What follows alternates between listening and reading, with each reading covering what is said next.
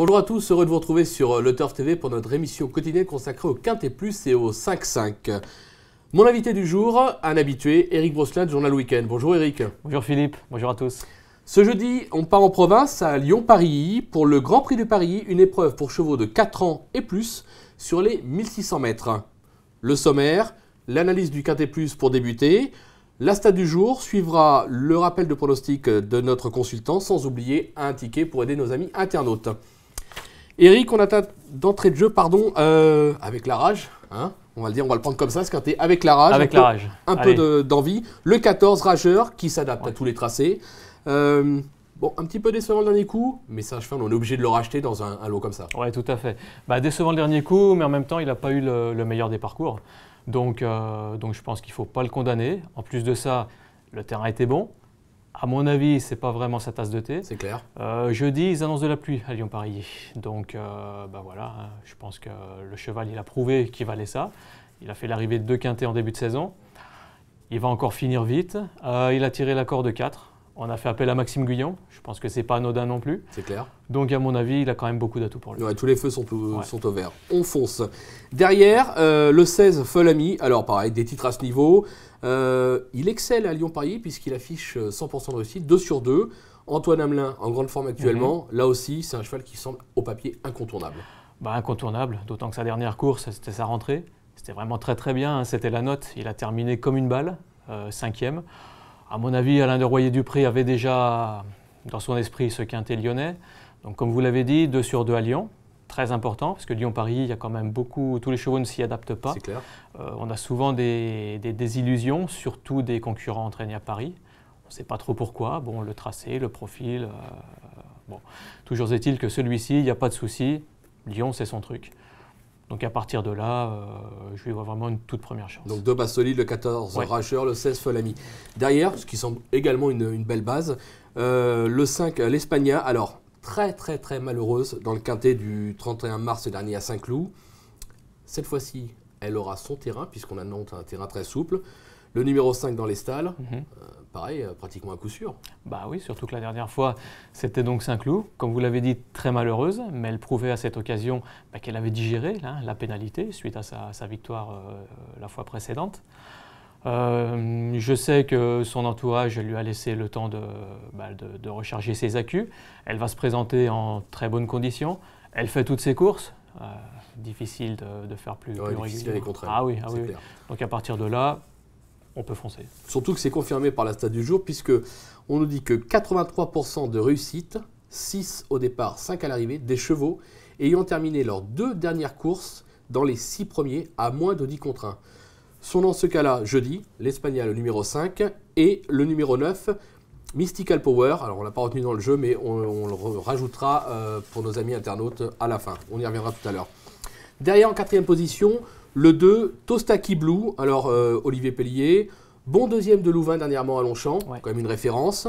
Certes, il est un tout petit peu chargé, je pense, mais quand même difficile à enlever dans ce lot qui est quand même, c'est pas un énorme lot non plus. C'est un quintet provincial, hein. Donc moi je pense que Louvain détient une très bonne chance, tout simplement parce que son seul échec de la saison était dû à un terrain vraiment très très très très lourd à Compiègne. Donc bon, on l'a dit, il va pleuvoir, le terrain va s'assouplir. Cela dit, il ne sera pas aussi lourd que lors de cette fameuse course à Compiègne. Par conséquent, moi, Louvain, il est en pleine forme. Olivier Pellier a été... Tostaki Blue. Pas Louvain, Louvain, c'est celui qui vient de le devancer. Mais c'est pas grave. C'est un lapsus. Donc Olivier Pellier a été appelé. Donc à partir de là, on y va. On y va. Derrière, petit coup de poker, même si c'est pareil, c'est une valeur sûre dans cette catégorie, je pense. Le numéro 15, Cut Into the Rock. Alors, déjà placé à ce niveau, bien placé. Enfin, plutôt bien placé, on va dire, en bas du tableau. Le 3 dans les stalles. Là aussi, c'est un cheval qui est tout à fait capable de conclure dans les 5 premiers. Il est très très régulier. Moi, j'avais dit la dernière fois que je l'aimais beaucoup. Alors, ce qui s'est passé la dernière fois, en fait, c'est que le cheval était un peu couché dans sa stalle au moment de l'ouverture, justement, des boîtes. Par conséquent, il a perdu du terrain au départ. Je ne le condamne pas du tout sur cet relatif échec, on va dire. Depuis qu'il est passé chez Ewan Gouraud, je le répète, il fait quasiment toutes ses courses. Il est bien placé, il est en bas de tableau, je le rachète les yeux fermés. Et puis il apprécie ce type de tracé en plus. On peut s'appuyer sur lui. En 6e position, alors on va dire la Pantal de service, hein, puisque Henri Alex Pantal depuis le début de la saison, c'est euphorique. Le 10, Sansiwa, extra sur le 1000, donc sur les 1600 mètres. Une bonne dernière course. Ouais. Bon, là aussi, ça semble, je crois qu'elle vient de finir 6e, tout près du 5e, même du 4e. On s'attend à qu'elle soit sur la montante et qu'elle peut-être gagne 1, 2, voire 3 rangs dans ce quintet-là. En parlant d'être sur la montante, je pense que s'il y a justement une pouliche qui est sur la montante, c'est bien Sansiwa, puisque elle a gagné pour sa rentrée dans une 2e épreuve. Elle le faisait bien ce jour-là. Puis dans la foulée, Henri Alex Pantal n'avait plus trop le choix. Il a fallu qu'il tente sa chance dans un gros handicap. L'an dernier, dans les gros handicaps, c'était un peu... Je crois qu'elle avait fini non placée 9e. Ouais, un petit peu limité. Voilà, donc un peu limité. Voilà.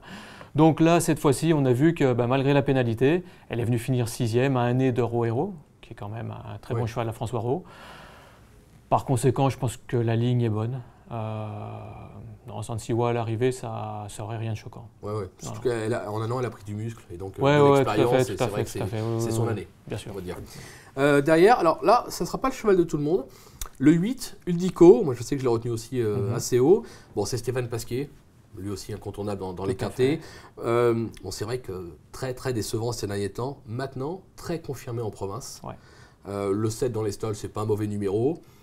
C'est un cheval qui, sur une pointe, est tout à fait capable de ramasser quelques morts, voire plusieurs morts, et même se glisser à l'arrivée. Ouais. Sur une pointe, je ne sais pas. Moi, je le préfère quand il va de l'avant. Ah ouais. Je sais qu'il adore cette tactique. Le numéro 7, Stéphane Pasquier, je pense qu'il devrait se retrouver assez vite en bonne place. Il a 2 sur 2 à Lyon-Paris, c'est important, hein, on le rappelle. Par conséquent, moi je l'ai plus gardé pour ça, parce que justement, je pense qu'il va se retrouver, Stéphane va le faire bien partir. Il va se retrouver assez vite parmi les 4-5 premiers. Peut aller assez loin. D'accord. Ouais, c'est marrant ce que vous dites, parce que moi justement, je l'avais retenu parce que je me rappelais d'une fin de course où il est très loin à l'entrée de la ligne droite. Et il avait refait un terrain considérable. Alors je crois que le terrain ce jour-là était lourd, voire défoncé. C'est peut-être aussi le changement de terrain qui fait la tactique. C'est possible. Mais bon, ça prouve que c'est un cheval. Vous l'avez vu en allant devant. Ouais, moi, complètement. Je l'ai vu il est polyvalent. en derrière. Donc on s'en méfie et je pense qu'il y aura une cote à l'arrivée s'il est là, malgré que ce soit Stéphane Pasquier sur son dos. Donc on s'en méfie. Ouais. Derrière, pareil, on va dire que c'est le bon serviteur de la course. Tout le monde le connaît, le 12, Chopaster. Il est bon à Paris, il est bon en province, il est bon partout. L'As dans les stalles, là ça peut être un atout. Complètement. Selon comment se déroule la course. C'est pareil, c'est un vieux serviteur, on ne peut pas l'écarter pour une place, surtout qu'il y aura une fois de plus entre 15 et 20 contre 1 sur Ouais, bien sûr, mais il a 12 ans. Mais bon, la dernière fois, c'était très bien. Hein. Il prouvait dans un quintet qu'il avait encore la pointure. Il était 6e. C'était un quintet, à mon avis, plus relevé que celui-ci. C'est clair. Par conséquent, Thierry Lemaire, il vient quand même depuis la Teste. Je ne pense pas qu'il fasse le déplacement pour rien. Dès lors, oui, bien sûr, moi je l'aime beaucoup. On s'en méfie. Ouais. D'accord. Eric, je vous demande un petit rappel de votre pronostic. Bien sûr. Alors, on va mettre en tête le 14, Rageur, le 16, Folami, le 5, l'Espagna, le 2, Tostaki Blue, le 15, Cut into the Rock, le 10, Sansiwa, le 8, Uldico, et on terminera avec le 12, Chopaster. D'accord. Vous avez un petit regret dans cette épreuve? Ouais, j'aime beaucoup le 6, Principe Remonte. J'ai eu du mal à l'enlever de mon prono, il fallait en garder que 8. Je l'ai enlevé parce que je pense que 1600 mètres, c'est peut-être un peu le bout du monde. Voilà. D'accord. Alors, point positif, le terrain. Il va apprécier le terrain souple. Maintenant, voilà, 1600 mètres, il va vraiment falloir qu'il aille au bout.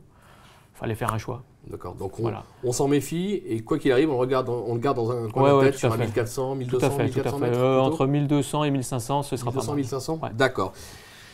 Concernant le conseil de jeu pour nos amis internautes, on est parti sur un 5-5 champ réduit de 3 chevaux, donc les 3 bases solides de la course, le 14 Rageur, le 16 Folami et le 5 l'Espagna, qui vraiment, on ne va pas vous dire que c'est le tiercé affiché, mais si la logique est respectée, ça devrait être les 3 sur le podium. Ils seront dans la logique. Compte, ouais. Et derrière, on a repris les mêmes, le 2, le 8, le 10, le 12, le 15.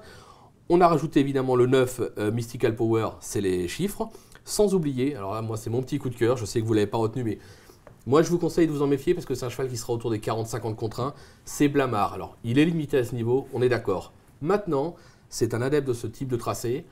Avec un parcours à l'économie, il y a des chevaux qui vont justement ne pas s'économiser et qui à la fin risquent de coincer un tout petit peu. Et Blamard peut venir ramasser une 5e place et pimenter les rapports. Et c'est Jean-Pierre Gauvin. Et voilà, donc il est en forme aussi, donc on s'en méfie. Le numéro 11 pour une petite place en fin de combinaison.